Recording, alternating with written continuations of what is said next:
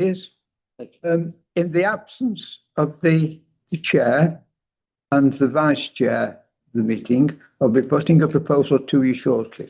But meanwhile, can I say, this is the Recreation and Amenities Committee held today, 13th of January 2026. And I will now read the statement regarding the recording. This meeting is being recorded and will be uploaded to the Biddulph Town Council YouTube page. The aim is that decision making should be transparent and in the public domain, which will involve more of our community in local democracy. By being in this council chamber, you are consenting to being recorded and for your image to be added to YouTube. The images and sound may be used for training purposes. Any views expressed are the speaker's own and do not necessarily reflect the view of Biddulph Town Council. So please view the guidance on recording in public meetings policy if you need more information. Now, as I said a couple of minutes ago, both the chair and the vice chair are unfortunately unavailable tonight. It would fall to me being here as mayor to start the meeting off, but I've received a suggestion from one of the committee members that he would be happy to chair the meeting. And the committee member involved is Mr. Nigel Yates, and this is the suggestion I want to put forward. But Councillor, please. Could I propose that Councillor Yates takes the chair of this meeting? Seconded. Yes. So can we have a vote on that, please? So I will now hand over the running of the meeting to Councillor Yates. Yes, I second it. Want to sit here? Yes, I do. Just real time sake. Oh, mad. We'll see how it be. I like to see the whites of their eyes. That's what it is.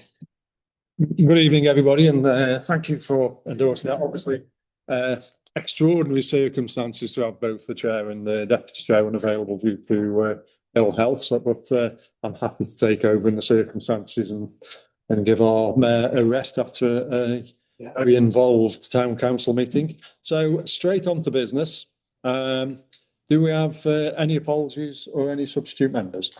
No substitute members. Apologies are Councillors Hart, Parks, Kazuki and Norris Lord. Okay, thank you. And item 54, declarations of interest. Do we have any disclosable pecuniary interests and dispensations? No. And do we have any other interests? No. Oh, very good. Item number 55, minutes to approve and sign the minutes of the Recreation and Amenities Committee meeting held on the Tuesday, the 11th of November 2025. These have been reviewed at the Town Council meeting, which is just passed.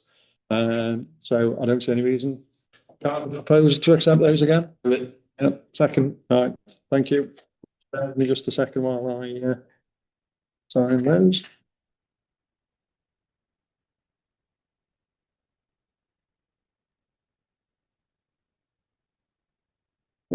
Excellent. Thank you very much. Item number 56. To confirm the biodiversity net gain proposals for the new garden remembrance. And what I will say for those who are listening and are interested on what biodiversity net gain is and the proposals with regard to planning, there was a very healthy debate on the policy as at Staffordshire Moorlands District Council last night. So at the community. So if anybody wants to look that up, it is on the Staffordshire Moorlands District Council website. The report is only just over 100 pages long, but it's well worth reading, and it's a very, very interesting subject, a very worthy subject to read. But over to the Chief Officer. Thank you. You probably can't see that very Oh, much. I'm okay. Okay. So I've just done a very brief presentation for you, just to see you kind of reminded of the key issues here. So, as you know, we've been trying to develop the Garden of Remembrance at the Woodhouse Lane site. We were granted planning permission to do that alongside a range of biodiversity net gain requirements, and they are planning conditions attached to that planning approval. What transpired after quite a lot of backwards and forwards in terms of trying to understand what that meant for us practically was that we commissioned an expert who works actually as part of the Telford and Wrekin Council team to come and do a survey and then to support us with completing the necessary documents that we then need to submit to the local planning authority, that being Staffordshire North District Council. That work has been completed. There's quite a lot of paperwork in that, which is taking me a bit of time to wade through. But essentially what we have to be in is a position where after the development, we have enhanced the site. So there isn't actually a lot of wildlife, as it were, or a lot of biodiversity that will be affected by our development, because most of what we're doing is the removal of mown grassland. But we do have to demonstrate that on the site we have improved the biodiversity. And the idea to do that, and what we need to be happy with, what you need to be happy with, is that we can discharge that planning condition with the introduction of 12 new standard native trees. 20, sorry, why did I get 12? That isn't even a similar number, is it? 20 new standard native trees as part of the scheme. And then we will introduce some hornbeam hedging around the site as well. We talked about the benefits of a mixed hedge, but actually in quite a manicured area, that would then look quite scrappy at different times during the course of the year, because obviously the different hedging would grow at different rates, and that wouldn't necessarily have the effect that we wanted. So those are the things that we would introduce to the start of the part of the development. Now, what we are required to do as a town council is to commit to a monitoring schedule and to commit to ensuring that those items stay in place for a 30-year period. Now, that the chances are I'll volunteer for that. Most of us probably won't be around within in the 30-year period, but actually we have to take it very seriously. Ambitions. We have to take it very seriously, and we have to ensure that as a council we are happy for those that come after us to be sticking with that plan and to be looking after those items that we've introduced to the site in order to discharge those planning conditions and improve the biodiversity of the site. So there's what's included within the documents. You probably can't see all this, but there is a draft management plan that our consultant has put together. And so that would suggest that the planting takes place between October and March. And then there's a kind of a list of things that we would need to do in order to make sure that the planting was successful, so that we would plant good quality plants, for example, topsoils used to backfill the pits, trees are staked and tied appropriate, that kind of thing. Then there's a period of establishment, which continues for 3 years. And then beyond that, we kind of nurture those plants and those trees to ensure that they are successful on the site. So that's the kind of draft management plan.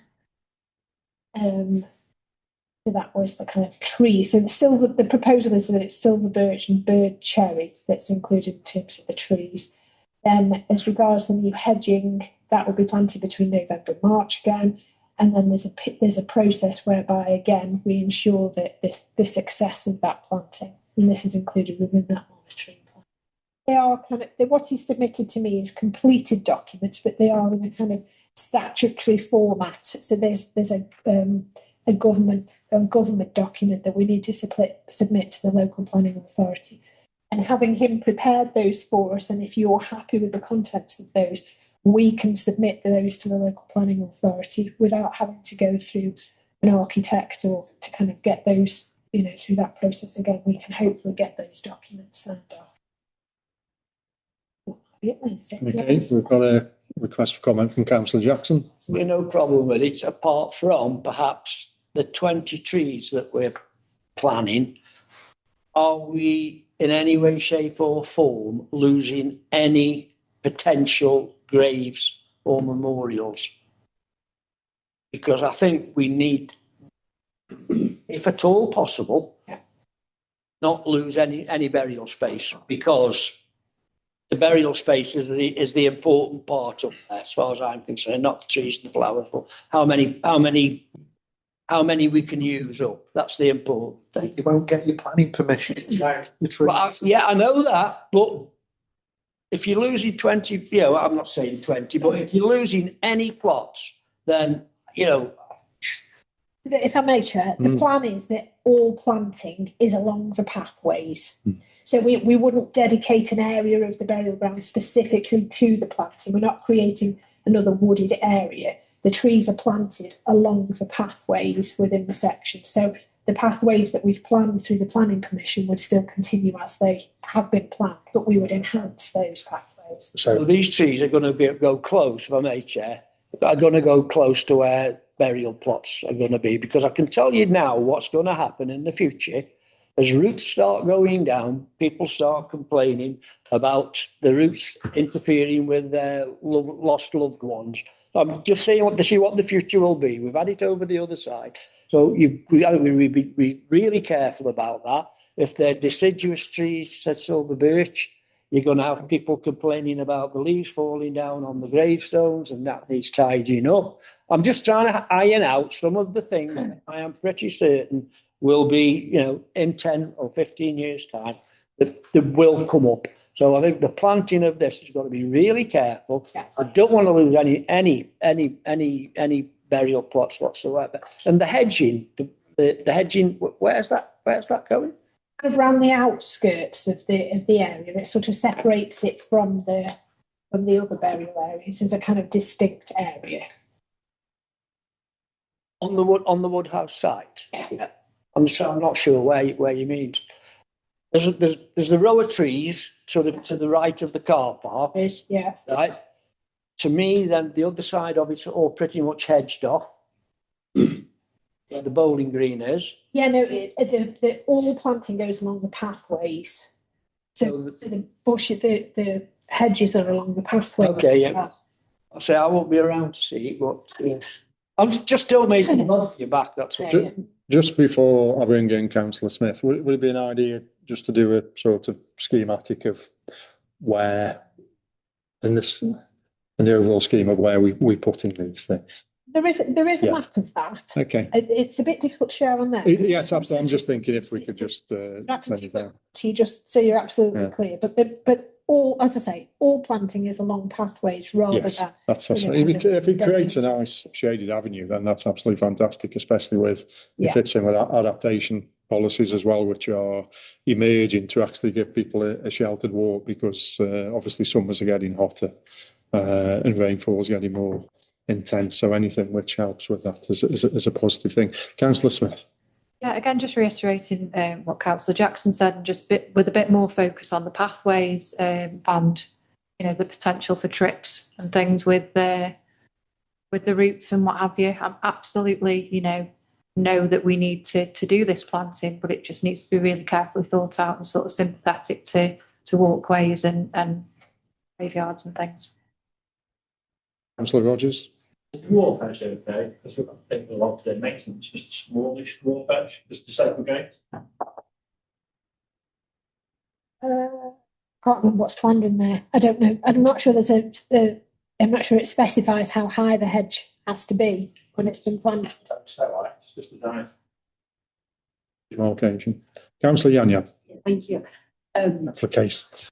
You could create a really lovely walkway and make it more pleasant and make the place more pleasant. I've just been reminded, my new orchard, we have trees along the path, and the problem is that when they grow too high, we need professional tree surgery to cut it, and it costs quite a lot every year. Just bear that in mind. I know what type of tree for the future cost exactly. Yeah. Does it specify the type of tree? I mean, trees grow to different heights. Could we choose a tree which has got a maximum height? Yeah, so 25 to 40 foot something. Inside, yes. Maintenance. Yeah. So Trees. the only thing I will say is that biodiversity net gain is looking at a gain of 10% minimum based on what the base level is, what it is at this moment in time. Actually, I'm quite surprised how much they've suggested. You know, we've had planning applications for horse menages where horses have denuded the pasture, and the biodiversity net gain is effectively a potted plant. So on something which is like a mown lawn, which it is now, I'm quite surprised they've come out with this particular scheme. I'm not against it at all. In fact, I'm, you know, if we can fit it in, taking comments which Councillor Jackson said, but you know, it fits in with adaptation, which is, you know, and mitigation of flooding and potential on that. So I'm actually all for it, but it has sort of made me sort of go tweak a little bit on that. But that's fine. That's very good. Do we need a vote on this, or Yes, please. If you're happy with the principles that we've set out there, and I'll send the plan so you can be absolutely clear where they go along which paths. Then I'd like to start the process of liaising with the planning authority so that we can get this signed off, so we can get things in the ground. Biodiversity net gain is a statutory requirement. Are we happy to get, and it is part of the planning application, are we happy to acquiesce to the proposals as said, subject to that? Yep. Councillor Jackson, secondly Councillor Redfern. Can we have a show of hands, please? That's carried unanimously. Thank you very much. Moving on, item 57, to note the proposed date of the annual allotment holders meeting. Yes, 3rd of March, it's a 3rd of Tuesday, 6:30. If anybody would like to join us in the council chamber to meet with residents, not residents, March. lot holders, March. the 3rd. 3rd of March. 3rd of March, Tuesday. 3rd of March, yeah, to meet with plot holders from Park Lane and Moorland Road allotments. The meetings are usually very friendly, very nice. Opportunity to meet our plot holders. We only meet with them once a year, 6:30. Sorry, missed it. So obviously all committee members are welcome, all councillors are welcome, and we've written to the plot holders to advise them about the session as well. So just to let you know. Excellent. So that agenda item is to note. I've got no show of hands, so we'll move on to item 58, which is to receive an update on the tender for the development of the new garden of remembrance. Yeah, so we tasked David Borozitsky, who is the quantity surveyor, to come up with a tender document for us for this project. Quite a lengthy document, almost 100 pages, to be absolutely clear about the work that's required on site to ensure that it complies with the planning permission that we've been granted. There's a schedule of works attached to that. We previously agreed, which obviously we won't say in a public session because we're going out to tender, previously agreed our kind of idea of a budget as regards that project. That process for us. Obviously, we're not groundwork specialists here. We, in terms of the kind of contract.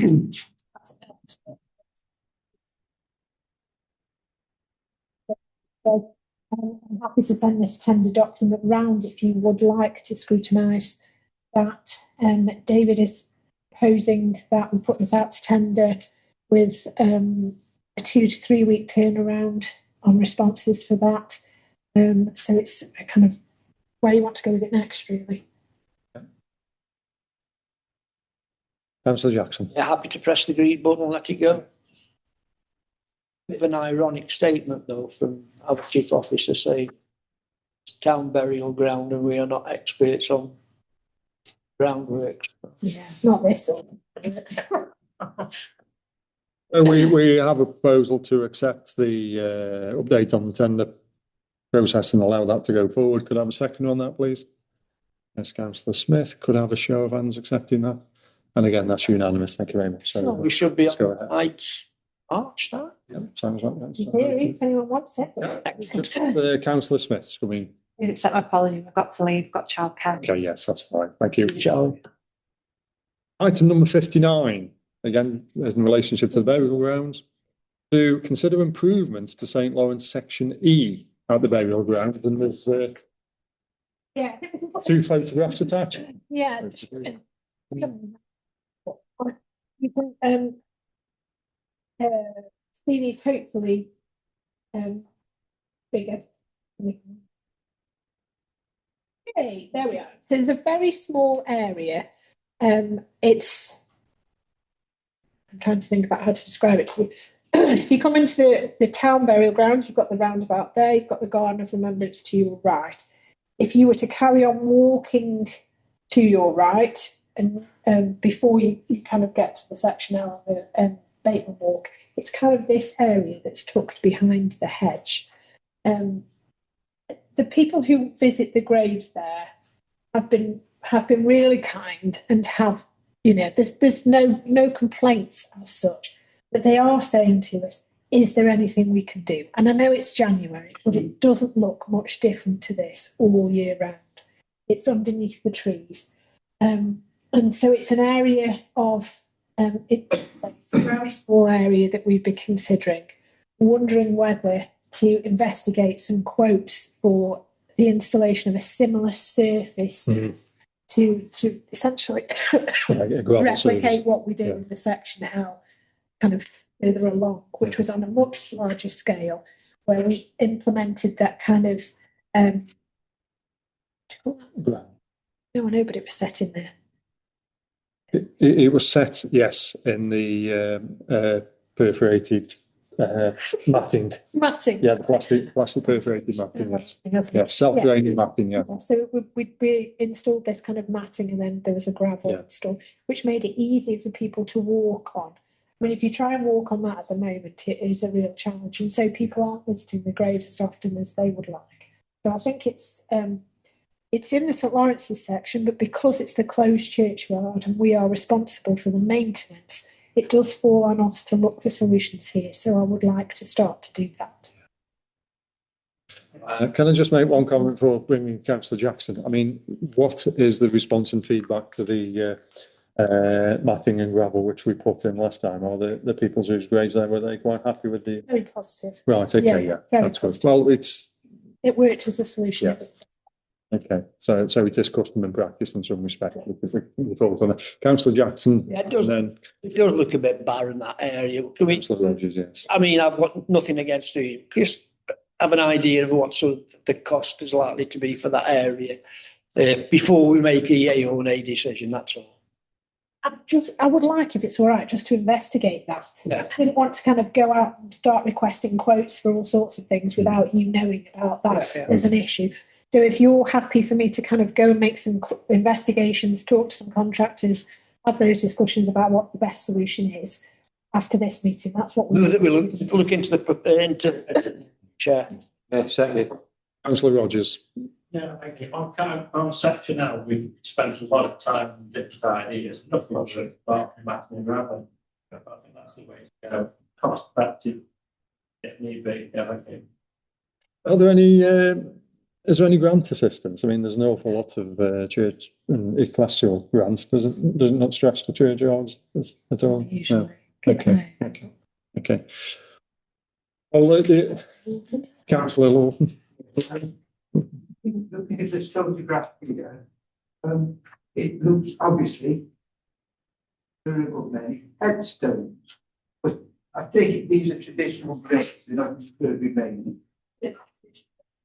So really, one would expect to find, you know, an apron of ground in front of the headstone, which could be, you know, exhumed or excavated if necessary for further interments. And presumably this could be here. Only this now isn't obviously a reserved area related to that, obviously to the headstone, but it's part of this open land. Is that a consideration for the maintenance point of view? It would be exactly the same situation as in section L. So we are still interring people remains within section L. We have to have some discussions with grave diggers about how they go about doing that, because obviously it isn't now the traditional section where you kind of get your spade in. You have to kind of remove the matting and the stones before you can then dig. So it's a more convoluted process, but they've done a few in section L now. It's fairly straightforward because the sections of matting are in particular sizes. It's not spread out across the whole area, so you don't have to start cutting into it. Yeah. And when they were installed in section L, they were installed in such a way that they lift off quite tidily in front of each grave. So installed with a lot of thought, and I think that's what we would hope to do. You know, something similar here. The experience of that would help serve the development. Councillor Jackson. Yeah, can I be cheeky and just ask slightly down burial ground? The entrance from Congleton Road, the gated entrance, there's been the Celtic cross one's been Yes. laid down. Have you any idea what's going to happen with that? Or is it just going to be left there? It's going back in. Right, okay, that's fine. Part of the Moors Partnership Yeah. Board work. Right, okay. It's been restored. Excellent. We had an update during the town council meeting. Right, okay. Excellent, thank you. Okay, so are we happy to go with the proposal? Yes. Yes. Agreed. Look at options, yes. Councillor Jones, second there. Councillor Proudlaw, show of hands to accept that. That's unanimous. Thank you very much. Organised a minute, sorry about this. Touch. The final item in the public section, item 60, is jobs for Lensman, which is a standing agenda item. Councillor Jones is showing a hand. Just quickly then, thank you, Chair. Sarah, yeah, the Ginnell, the pathway between the end of Leek Lane and Ridge Fields, which goes behind Co-op. It's just a couple of trees that it's almost this wide now. They just need a bit of a trim back. It's not a massive trimming job. It probably take about half an hour just to trim them back. Just getting. In the end, Leek Lane and. It's the end. It's the bottom of Leek Lane, and it runs up to Ridge Fields. Yeah, it's Stony Fields. Sorry, Stony Fields. Beg your pardon. It just needs trimming. Yeah, there's a couple of biggish trees that are just gone a bit out of control. Look up the gaps by that one. I'm having to do that. It's all right because he goes underneath. If you can let the lensman know, Councillor Jones know when the lensman's going, you'll get his reflective jacket out and stand there. Oh yeah, I will. Yeah, and get my photograph taken on Facebook. Yeah. Moving on. Moving. I knew how to do it. Confidential, there's a training course. Confidential items now, so we will be switching off the cameras. Thank you very much for anybody who's watching catch up on YouTube.